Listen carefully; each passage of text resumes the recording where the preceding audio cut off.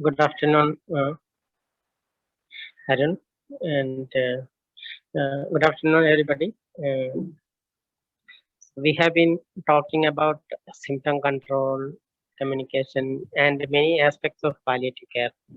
But now, today, we are going to talk about how we can practically implement what we have learned uh, during this class. So, some of you might want to start a palliative care unit and you may not be knowing what can be done to materialize. So, Mr. Binod Hariharan will be talking about how to organize a palliative care unit. So, we are going to hear it from a person uh, who has done it before, and uh, he is presently one of the trustees of Palliative India. Basically, he is an engineer, but he has been working with the Palliative India uh, since its formation. And he, even though he is an engineer, he has many things to contribute to the palliative care. Uh, and I think you are going to hear this topic from one of the best person who can tell us more about this. So welcome, Binod, and it's over to you. Thank you for that introduction, Dr. Sunil. Hello, everyone. Mostly good evening, good afternoon, I guess. And I understand there are at least a couple of people who are from outside the country. So good morning and good afternoon to all of you. So like Dr. Sunil was mentioning, so most often what we find is uh, doctors or maybe healthcare providers, they take a lot of interest in palliative care, come join one of these courses, spend a substantial amount of time and energy on understanding more about palliative care. And then what happens is, you find that implementing it in your practice, day-to-day practice, is a big challenge. It could be due to multiple reasons. Sometimes it is because of the lack of support that you are able to get from your current institution, organization. Sometimes it could be about lack of funds or trained personnel. So these are practical realities. These are challenges that you are definitely going to face when you want to implement a palliative care service. So today we will be focusing more on how to tackle some of these challenges, how to overcome these challenges. Because of the lack of time, we will be skimming through most of these topics, but feel free to unmute yourself or put your questions in the chat box, and we could have more discussions on it. I believe this particular the presentation has already been shared with you, so we'll not be spending time too much on the presentation. In the sense, we'll not be taking each slide by slide.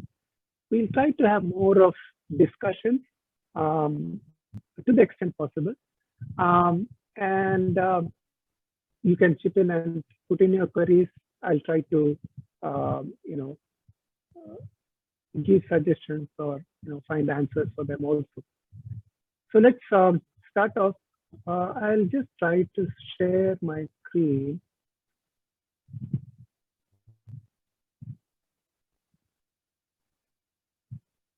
Is this visible? Yeah. Yes, it's visible. Yeah. Okay. Okay. Thank you. So mostly we are going to have a look at some of the essential components, which is already sent out to you. but we'll just go through these slides, just skim through it as I said. And some of the challenges, how the community can get involved and how that can make a difference, the need for collaboration and advocacy and fundraising. So this is the definition that we have all understood, we have all learned by now. I believe there have been sessions prior to this. This is probably the last one, is it? This is not the last one. We have two more sessions to go.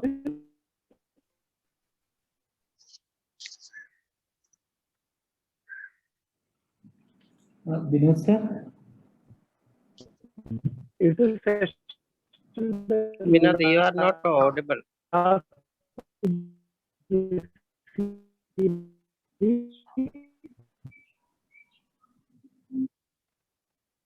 Binod, you are not audible. Voice is breaking and sometimes. Oh, that's sad. Can you see me? Can you switch to your video and try? Switch off the video. Okay. Yeah, it's better. Please continue to talk. We will let you know when your voice is back. Okay. Okay. Thank you. Just let me just try to.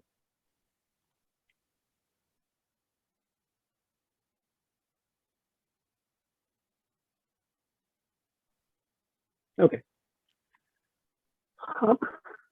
Let's see. Is it better now? Am I? Yes. It is better. Okay. Okay. Good. Thank you.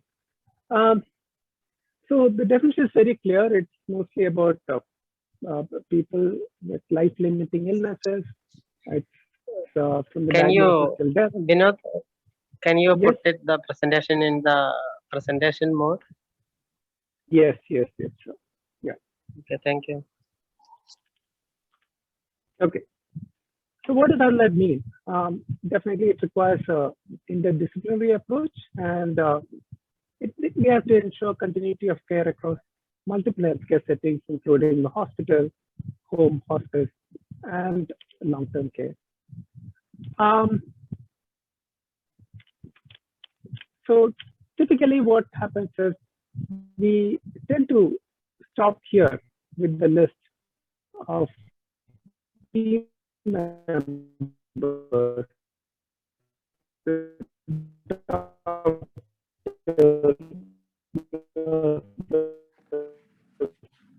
Binod sir, you are not audible, sir. And also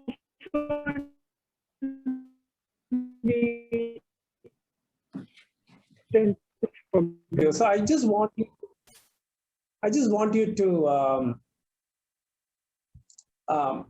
think about the scenario and tell me, how would you approach this situation? What would you do if you are in this situation? Imagine that is your neighbor, and in this situation, what would be your first step? What would you do? You can unmute yourself and talk if you feel so, or you could use the chat box, whichever is convenient for you.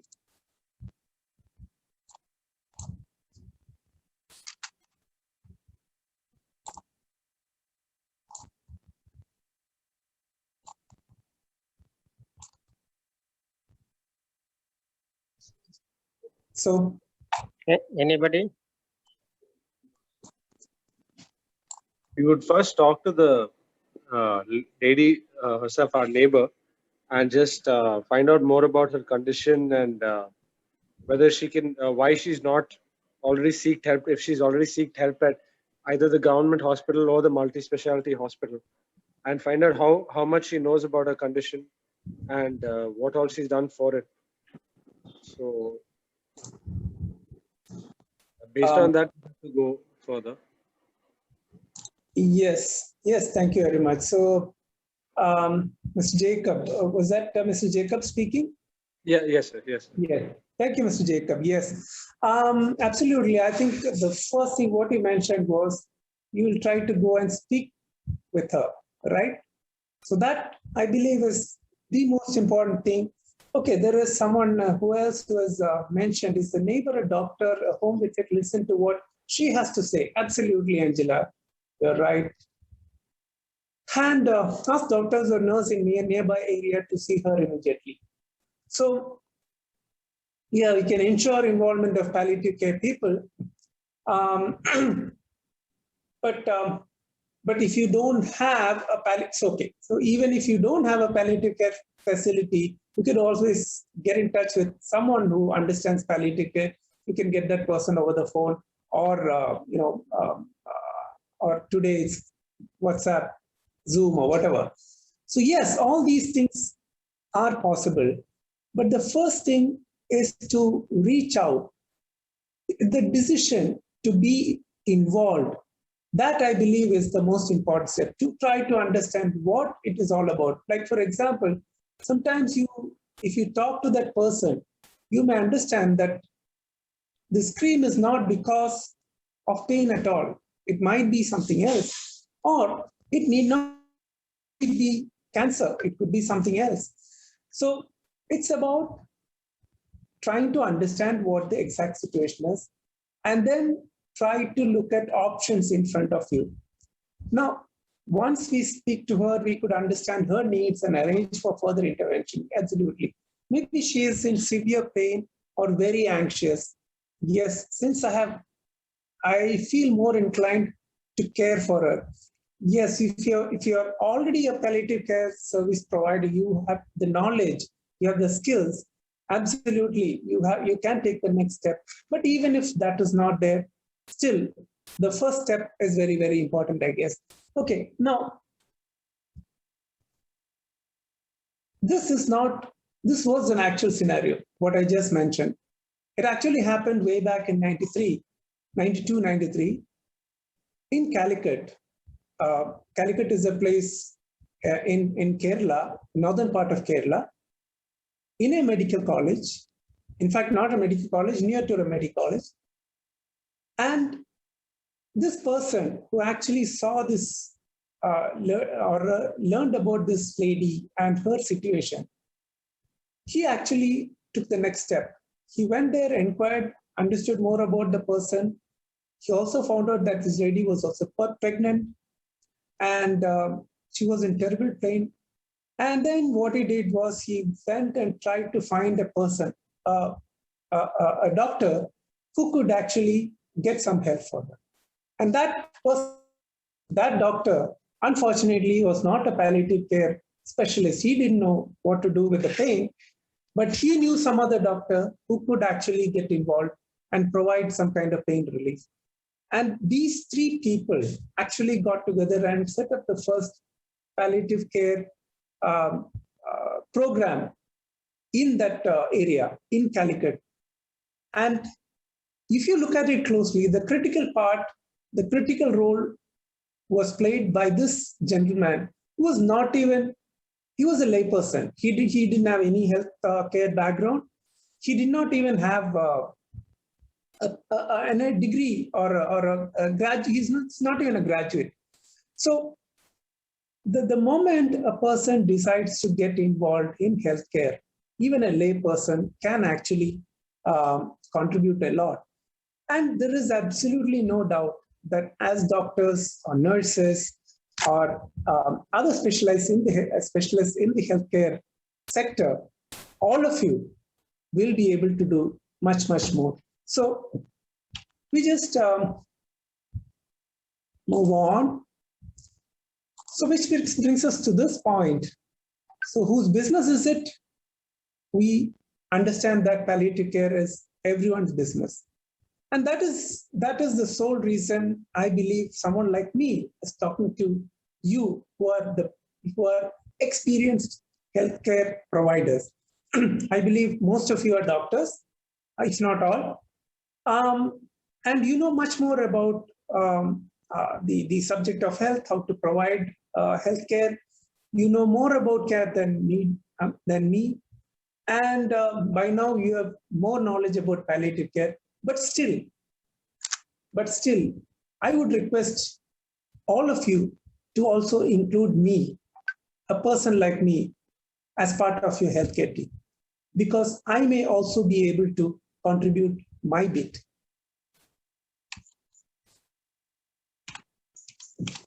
So if we go on, so these are things that we are already aware of. These are the possibilities. Of course, if you look at the entire country, all these things put together, even today we are talking about 2 to 5%. Some people say it is 5%, some people say it is 2%, the access to palliative care in the entire country. So except for Kerala probably, which would be somewhere around 50%. So overall, the palliative care programs that we see in India today can be considered under these three categories. So in case you are looking at establishing a new care facility, of course, you need to know more about the standards that you need to follow. Like, for example, there are the standard audit tools that are available, which are published.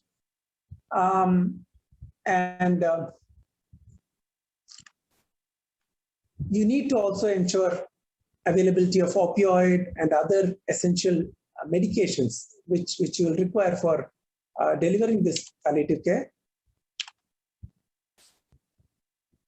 So it says you also need a team with at least one trained doctor, and all of you, once you complete your training program, you have that basic training to provide that. And it also says engaging the community and healthcare professionals. So the community is also considered part of palliative care delivery.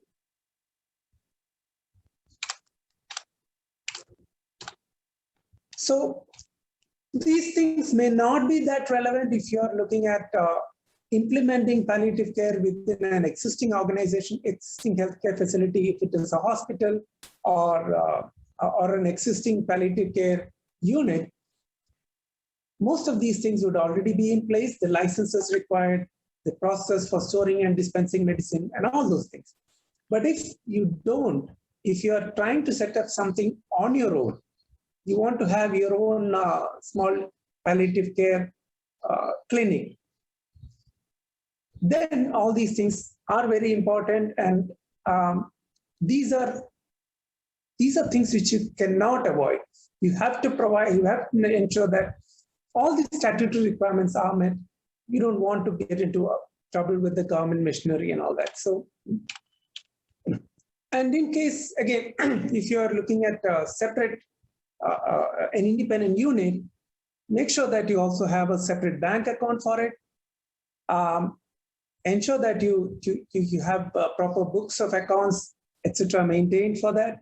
And all the statutory reports that are required to be filed on a regular basis. Sometimes some of these things have to be submitted on a monthly basis. Sometimes it will be on a yearly basis. Whatever those things are, it can vary from place to place. Like in Kerala, it would be different. Maybe some other part of the country, it would be different. So whatever is relevant in your area, you have to ensure that it is done. And all the people who are involved should also have the basic educational qualifications and all that. So if you look at 2021, it's almost 30 years now since it all began. At least the palliative care program as we see it now. I think it has been around 30 years, but still there is a long way to go. As I mentioned earlier, we are talking about 2 to 5% coverage, which is terrible, I must say. And okay, you can consider all these factors as contributing to that lack of availability. So coming to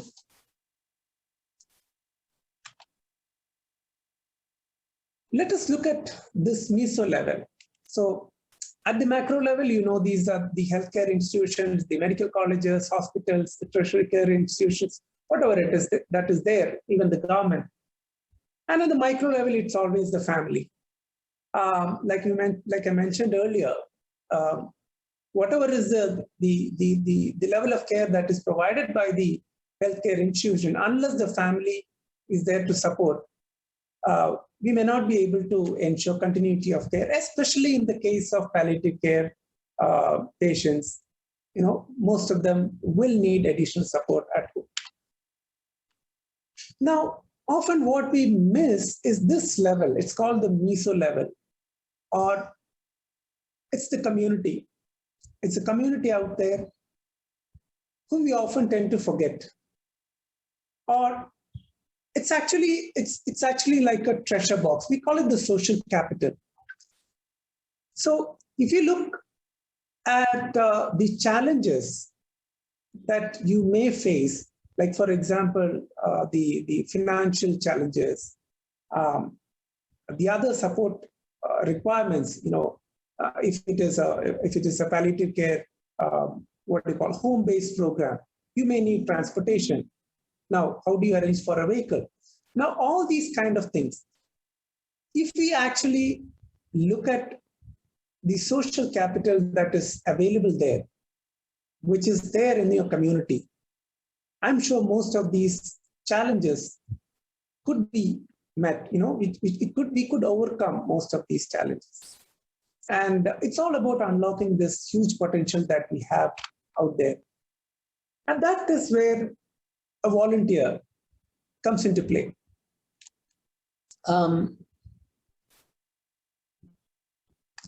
So we're not going to spend more time on the definition, but I would like to tell you the story of Mr. K.N. Nair.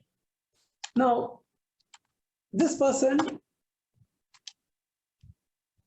he joined the army at a very young age. He retired in 92. And then he was spending time at home with his wife. And from 2000 onwards, she was having problems. She was having health problems. She had pain somewhere around the abdomen area. And he took her to almost all the hospitals, the healthcare facilities that he knew of, the best doctors, consultants, including oncologists. And it was almost after 2 years that she was finally diagnosed. And by the time she was diagnosed with cancer, it was already stage 3. And all this while,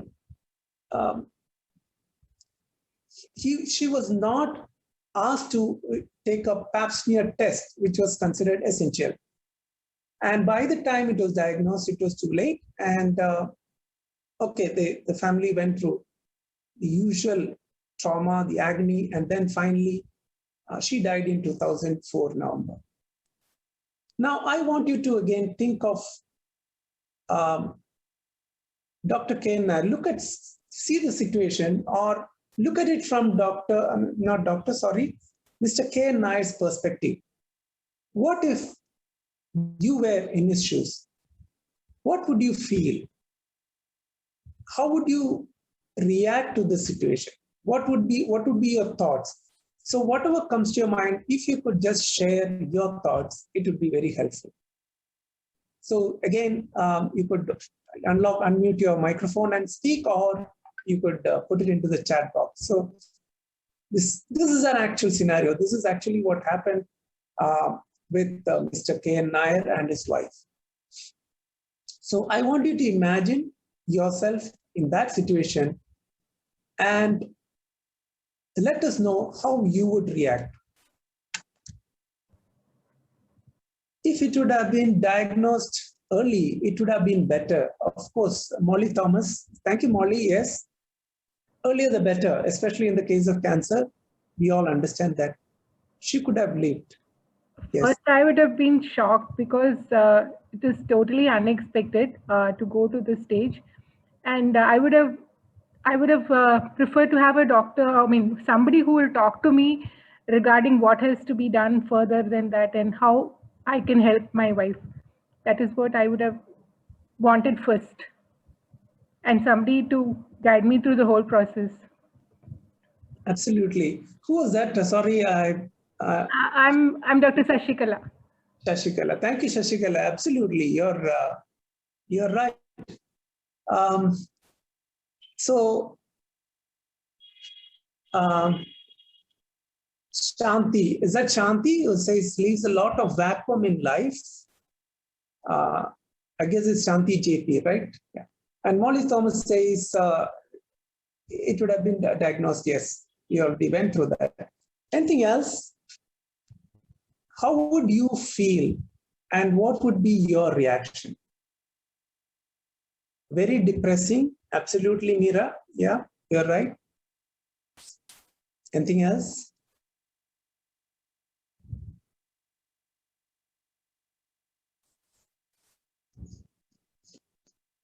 Depressed. Yes, sense of loss. Yeah, not easy to accept the truth.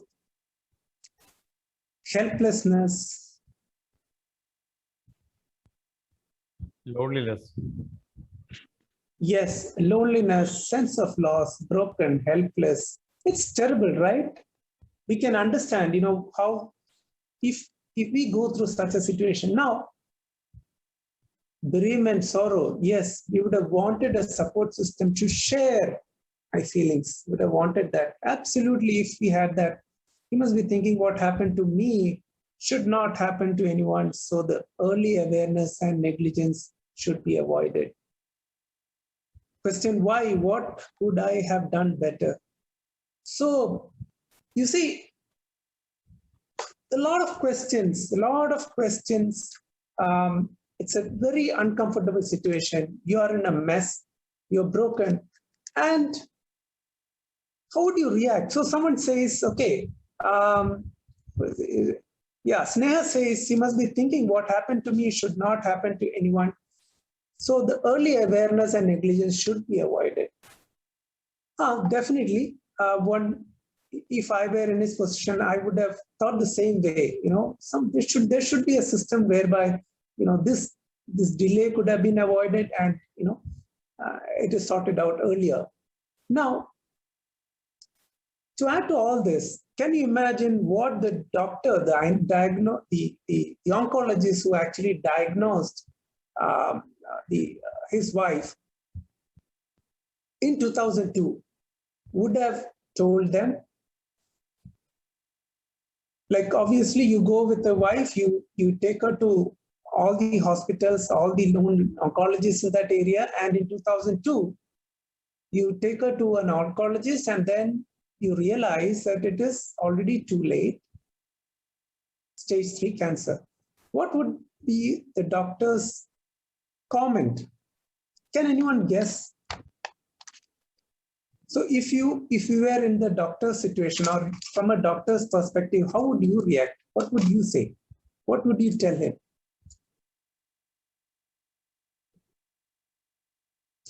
Why did you delay?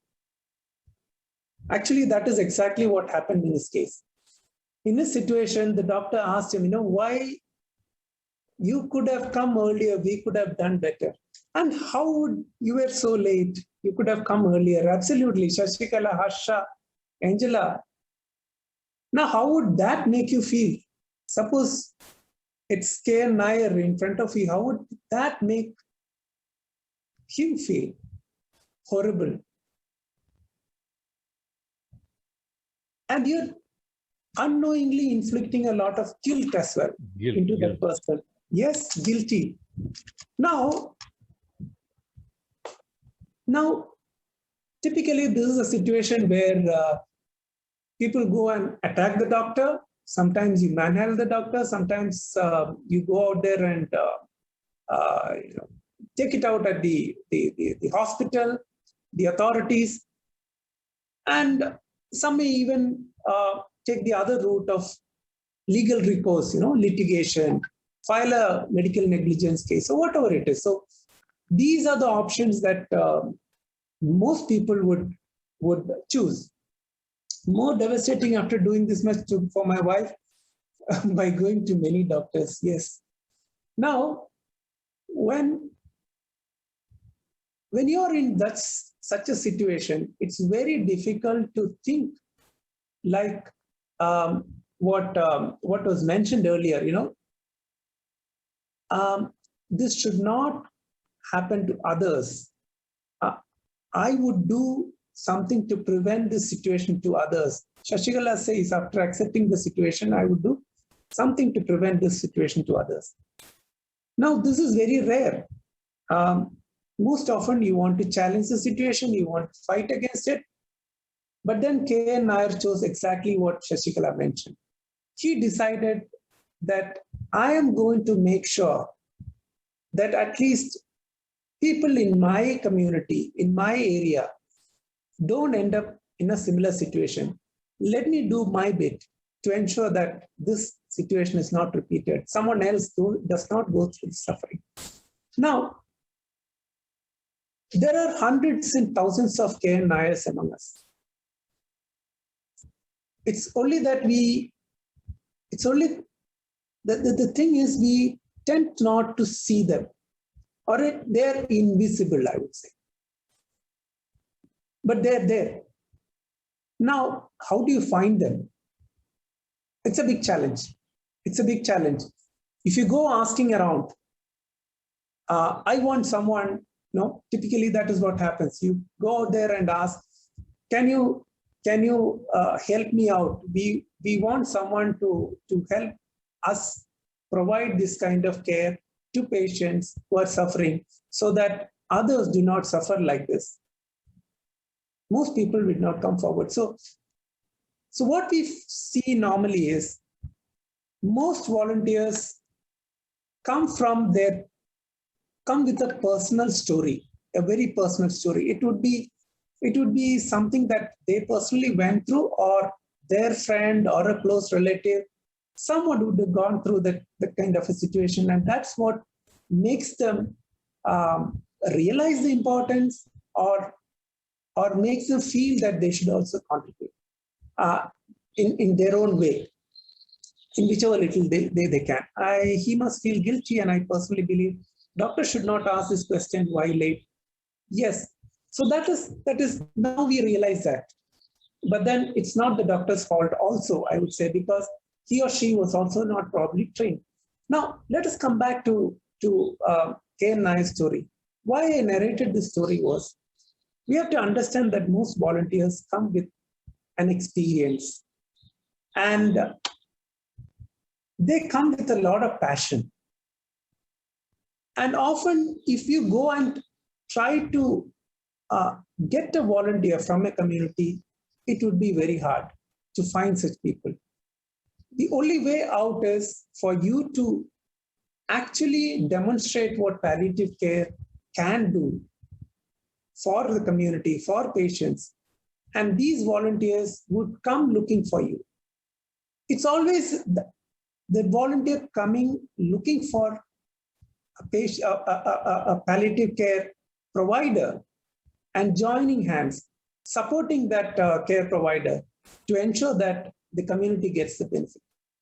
And now, if you look at their role, I would say sky is the limit. So we can think of anything like administrative work, clerical work, social support, which are normally considered. But there are cases where they have some medical background. Sometimes it could be a nurse, sometimes it could be a social worker, sometimes it could be even a doctor. In which case, they can also get directly involved in patient care. And of course, fundraising, advocacy, these are areas where they can contribute a lot more. But we have to understand that all these volunteers should also go through a training program, because if they're not given the adequate preliminary training, even though they have it in their hearts, they want to do the best, they want to ensure that the patient gets the benefit, unknowingly they may cause more harm also sometimes. So we have to ensure that they are also given the basic training, even the simple things like what to say and what not to say, what to do when you go into a patient's house, how to interact with the caregivers, and even basic stuff like, washing your hands, the hand hygiene. I mean, today, I think most of us are familiar because of COVID. One of the good things that because of COVID, the society has understood the relevance of keeping your hands clean and how to wash your hands and all those things. So my younger sister from Mumbai wants to be connected with palliative care team. How should she proceed? I think we'll come to that later. But please make a note of it. Raju, if you're there, or yeah, thank you. Sorry.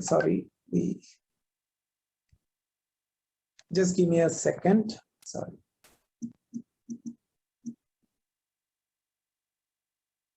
Okay. Yeah. So as they say, there are three things that need to come together to provide palliative care. In fact, not just palliative care, any kind of care. Can anyone help me out with this? There are three things that need to come together. That's what they say. Can you say which are can you guess what are the three things that need to come together?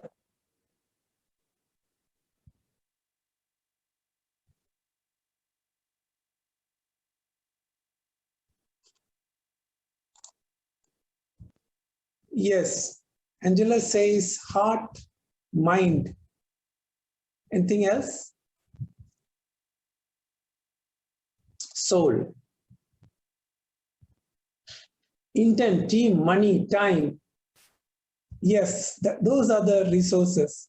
So the resources would be in terms of money, team, time, and all those things. The other things, what I mentioned here, the attitude, the soul, the heart, the mind, all these are, I think we'll put it in one basket. It's the heart, essentially. And a third is the knowledge. So they say the head, the heart, and the hands.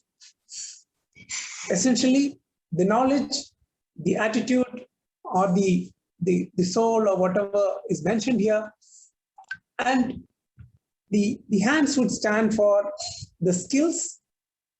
I would add resources also to that, because if you don't have the time, you still will not be able to deliver something. If you don't have your hands, sometimes you may not be able to do something physically. Of course, with your intent alone, we may be able to give some kind of support, but that is not all. So all these things need to come together. And that is why I said knowledge is also equally important. The volunteer for a volunteer, it's not just about his heart. He has the heart, he has the attitude, he wants to help. But unless he has got the right knowledge, he may not be able to contribute also. So you have to also identify areas where that person can contribute, and earmark specific days and times for this as well. So they need to go through this formal. There is a man here, a watchmaker by profession, who directs people to the regional cancer center. He provides information about the hospital and some traveling expenses. Very good example, Meera. Absolutely. See how a person who doesn't know anything about healthcare, or at least we perceive that person to be ignorant about healthcare. But see how he's able to contribute. Even by directing a person to the right place, that's a big contribution, right? So there are a lot of things that these volunteers can help us with. So I can also give you quite a few other examples. Like, for example, here in Trivandrum, we have a auto drivers group, which actually takes care of patient transport. So they do it for free. if there is a palliative care patient who needs to be hospitalized or transported to a palliative care facility, they take care of it. They do it often for free. Sometimes it could be to a hospital, it could be even a cancer patient. So, Crab Guest House in Trivandrum. Sorry, Angela, I didn't get that. What is that? So that's a facility which provides stay for the patients who come to RCC, sir. But the patient along with the caregiver can stay there. Food and accommodation will be provided free of cost. So that's okay. And are they providing it for free? Sorry. Yeah, they're providing it for free. The volunteers can actually sponsor the food for the day for the people who stay there. Very good example. Yes, absolutely. Thank you. Thank you, Angela. So,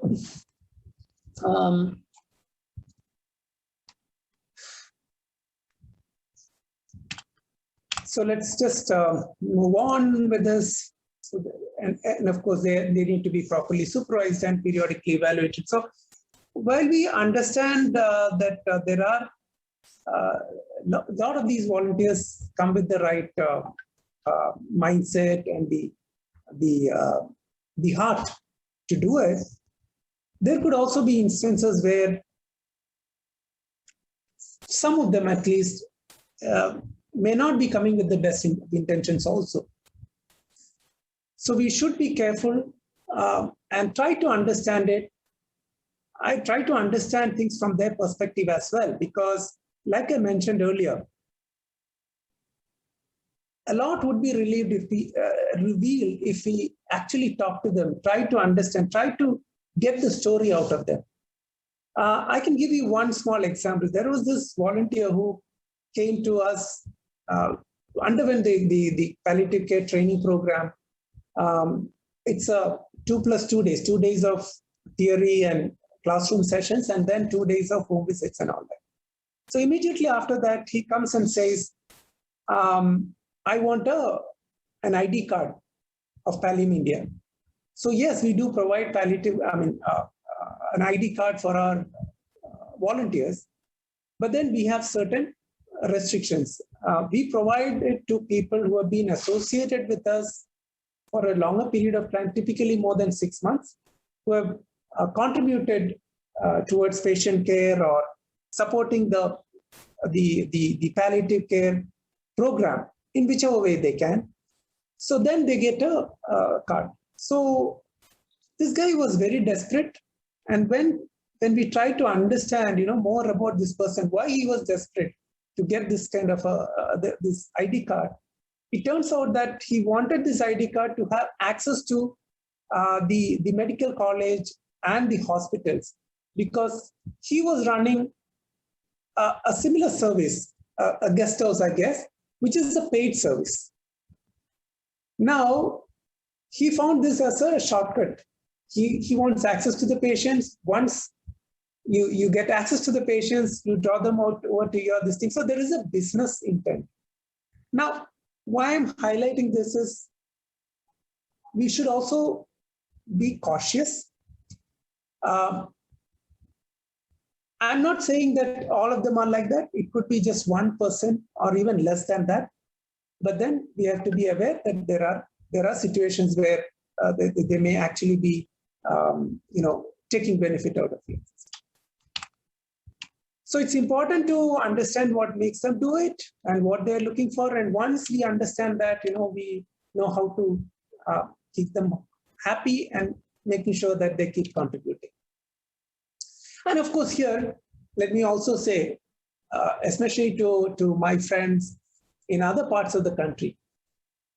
Now, maybe Kerala has given this model of community involved in palliative care, community being involved in palliative care, or the community-led palliative care movement. In fact, that is one of the things that Kerala is known for, because until this whole movement started in Calicut in 92, 93, we didn't have a proper model for the developing world. It was mostly for the developed world. I mean, the palliative care facilities or palliative care services were supposed to be only possible in a developed country setting. So the community being involved made a huge difference. But having said that, we may not be able to get that kind of support in all the parts of the country. Sometimes it may be a bigger challenge. So what I'm trying to say is what has happened in Kerala may not necessarily work in another part of the country, maybe Arunachal Pradesh. Sometimes it may not work in Rajasthan. So the local culture and the individuals are also important. We need to consider that. But having said that, I still believe there could be volunteers. There would be volunteers in every part of the country and the world. It's really about identifying them and also from the local, understanding the local culture and the individuals, fine-tune the requirements or the offering as per the local needs. So this is a bit of a challenge. I understand it's easier said than done, but this is something we have to keep in mind. So if we move on to collaboration, again, in a country like India, the challenges are many, like I mentioned earlier. So a lot of these things can happen only if there is a lot more cooperation between entities, between individuals, between organizations, and of course the private and the public sector. So like we all know, the idea of collaboration is to bring together new ideas and expertise. Like for example, I am an engineer by training. So I may not be able to directly offer the health care that a nurse or even a social worker, a trained social worker would be able to do, or a psychologist would be able to provide, leave alone the doctor. So, but then I can still contribute. I can bring in new ideas about how to organize palliative care. I can even bring in new ways of maybe transporting patients. I could bring in new technology so that you can probably make the patient care smarter, better. So similarly, there are a lot more people with a lot of expertise who can come together. And once the community comes together and collaborates, you have more productivity and often innovation. And this is more so now because earlier, there are only a few NGOs who were in this space of palliative care. Today, that's not the case. We have, in most of the states, even the public health system is also tuned to that. There are at least in places like Kerala or even Karnataka for that matter, Karnataka and Maharashtra, where you have a palliative care policy. Things are much better. So you have a government systems also involved now. And at least a few of the private sector hospitals, the specialty hospitals are also providing palliative care. Not everyone, but at least a few.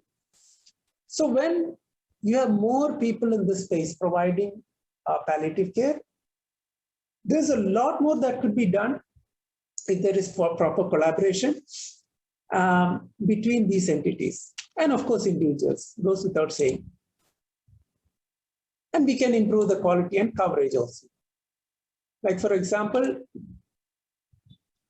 if Palliative India were to provide palliative care directly, say we set up a hospital and then try to reach out to the masses, maybe you would be able to address what? A few hundred people at a time, or maybe a few thousand. But if you look at the overall need, it would run into hundreds of thousands. And it's always a big challenge. So how do we overcome that? We work with other entities. Other entities it could be government, non-governmental, it could be community-based organizations, it could be individuals. We work with other entities so that the reach is much more. We are able to reach out to more number of patients and deliver even better care. So each of these relationships, each of these links that we establish, it's a big challenge. Even establishing the relationship is a challenge. Working in a CHC, it is a wish to start a holistic palliative care service here. Bibin, CHC, Marcaro. Sorry, which is this place, Bibin?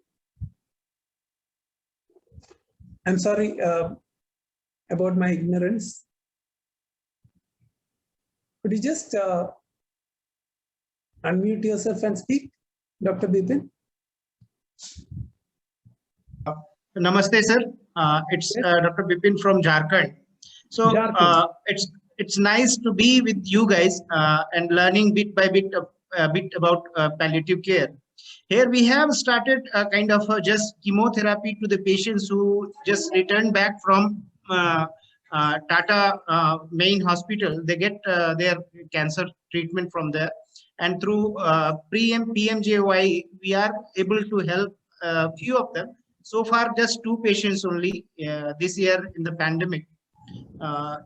It was good to have a pharmacy attached to us supplying medicines that is based in Jamshedpur. So we could get cisplatin and all those things. But till we are not able to provide the pain relief in terms of because they have not presented with severe pain so far. Because our armamentarium of medicines is just, common painkillers which we have here. But it would be good to learn from you people how to serve people well. And thank you for your guideline. Absolutely, Bhavin. I can see that you're doing a good job. And yes, it's always a challenge, but I can assure you that there are a lot of people, including Palliative India, who would like to see more such services being offered in places like Jharkhand. So definitely, we'd also be keen to work with you and see what more is possible. Thank you. So, so I just probably give you another story.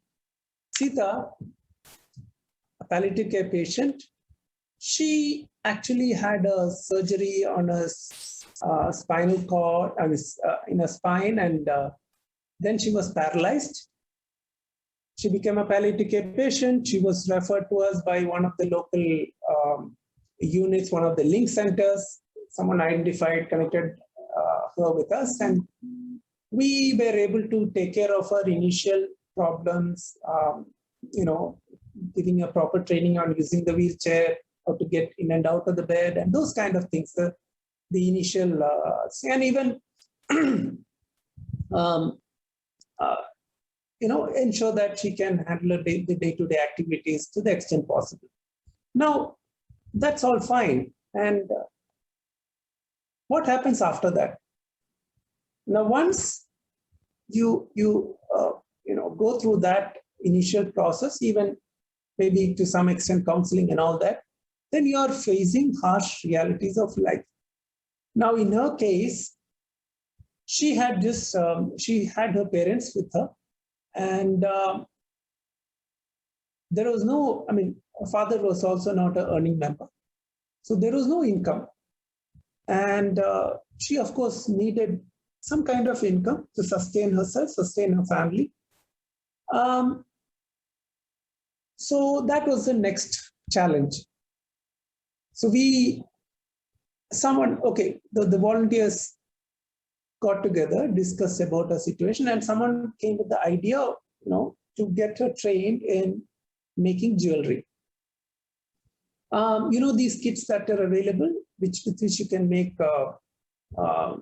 good jewelry, provided you have some artistic sense, which she had, fortunately. So someone taught her how to do this, and she started making this. And then comes the next big challenge, which we often miss. It's okay to make all this stuff, but if you want income, this needs to be sold. How do you sell the stuff? A person in a wheelchair, not bedbound, but still homebound, how can she go out and sell and make money out of it?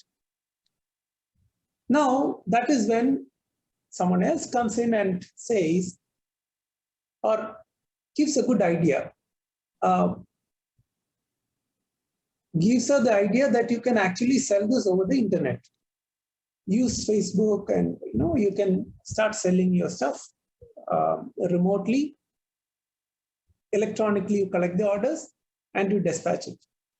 The idea was good, but she didn't even have a computer, leave alone the internet. She didn't have a computer and she didn't know how to operate one. So then some of the volunteers got together. They actually started giving her the preliminary training. She was again brought back to a facility. They started giving the training for her. She started, or rather learned using how to use a computer, at least the basic stuff. And by the time she was ready to use it, obviously the next challenge is she needs a computer, right? And an internet connection. So we put it out there in our website and our social media, and some good Samaritan from some part of the country comes forward and says, okay, I can donate a laptop.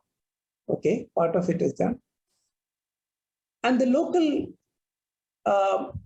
the internet service provider, the cable channel provider, they came forward and said, okay, we'll take care of the internet connection. So she had the computer at home and she had the internet. Now, that was not all.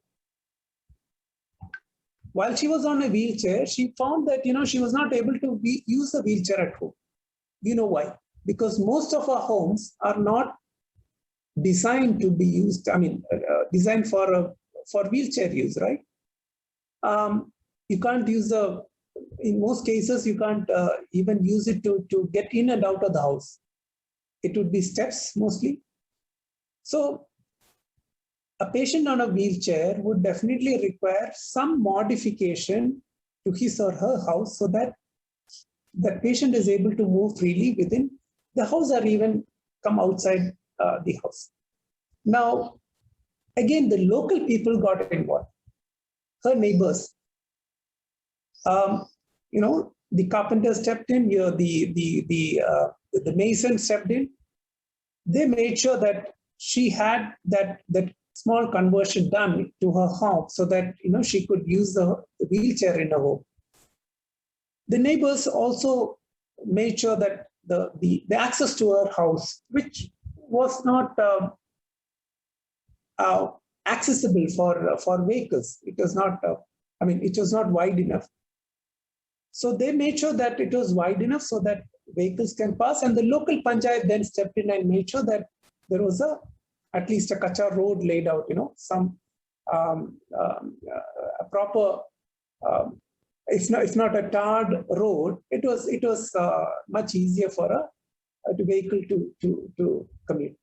So now, today, she makes jewelry, she sells the jewelry over the net, and she earns a living not just for herself, but for her entire family.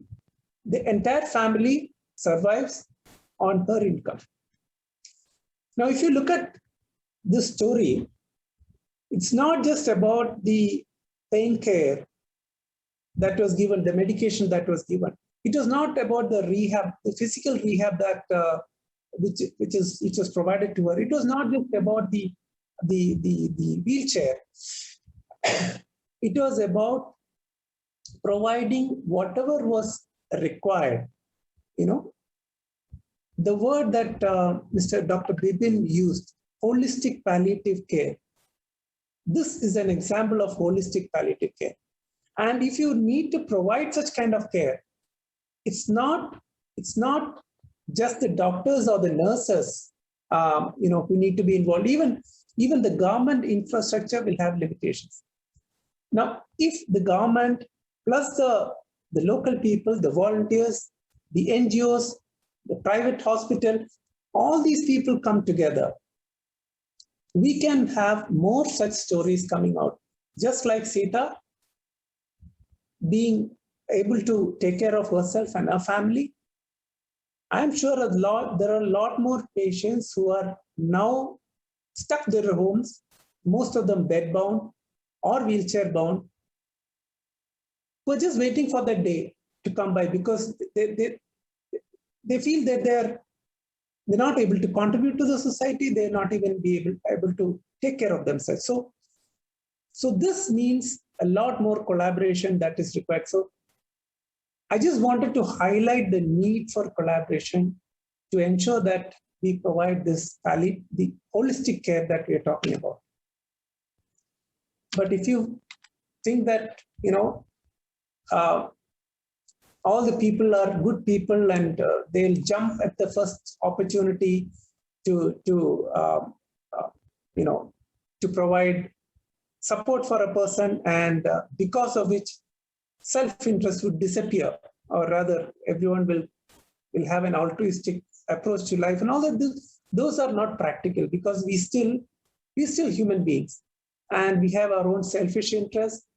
We have our own challenges. So we also need to understand that we are dealing with people and organizations who have their own, their own interests.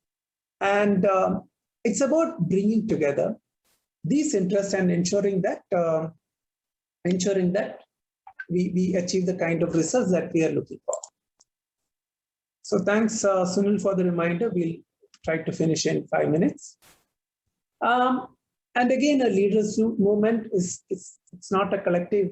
It's not a collaboration.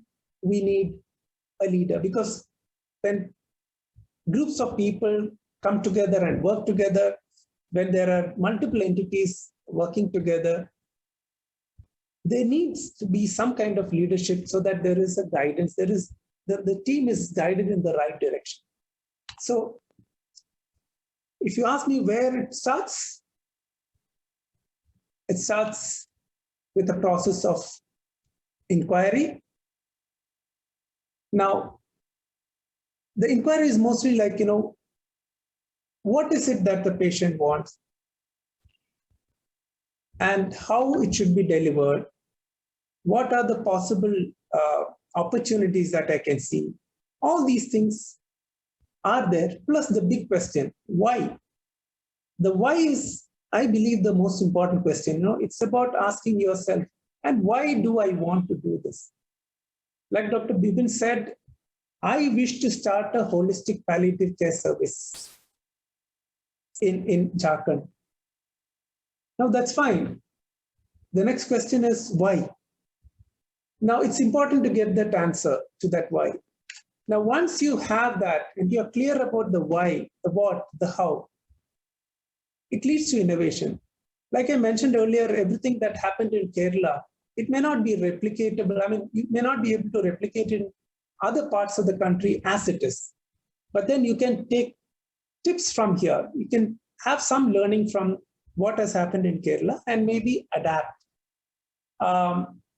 Adopt some of these things and then make sure that the community, what is relevant in your specific region is taken from here, and what is available there is also consolidated.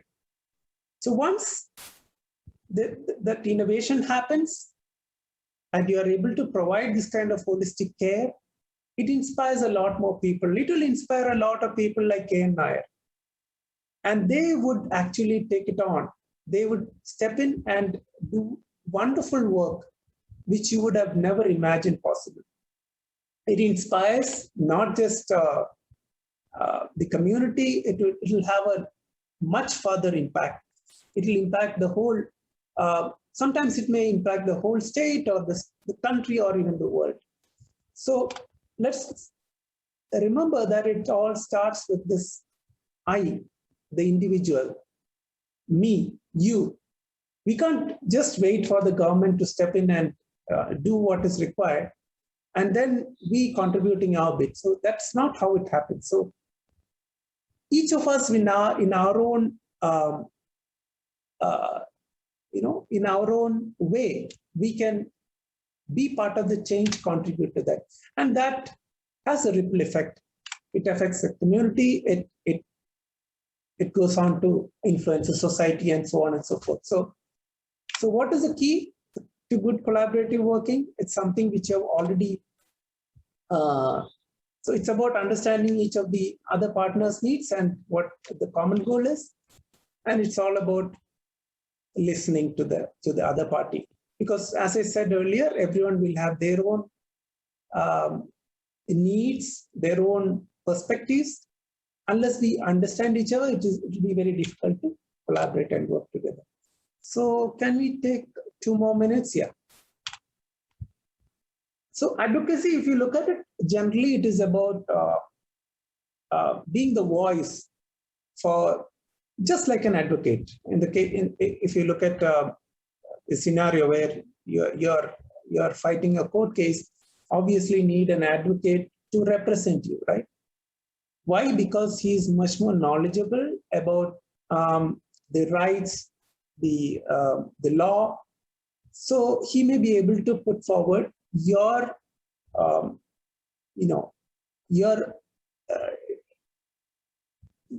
rights and then get what you want from the authority. So similarly, we need more advocates for palliative care, you and me included, and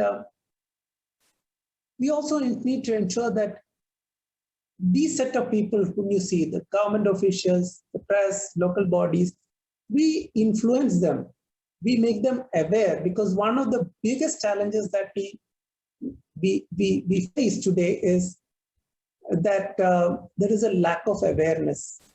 And unless we reach out to more sets of people and make sure that they're also aware about the need, a lot of these changes will be hard to come by.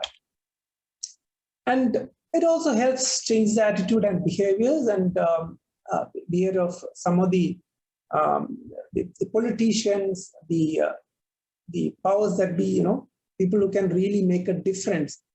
And it also influences policies, like, for example, a state policy in Kerala comes out because of the advocacy work that is done by a lot of NGOs and people who are interested in this. It can reform institutions. It can, we'll all agree that the medical and nursing curriculum needs to undergo change, because that is where at least the next generation can be trained on how to provide the right kind of care. And of course, it has a broader impact. And while we do this advocacy, when the awareness goes up, automatically we see that it affects the fundraising also.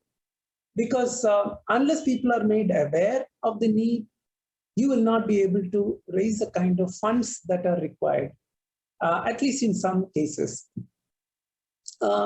So where does the funds come from? It could be from individuals, high net worth individuals. It could be from organizations like CSR programs of companies. It could be from the government. But then we should understand that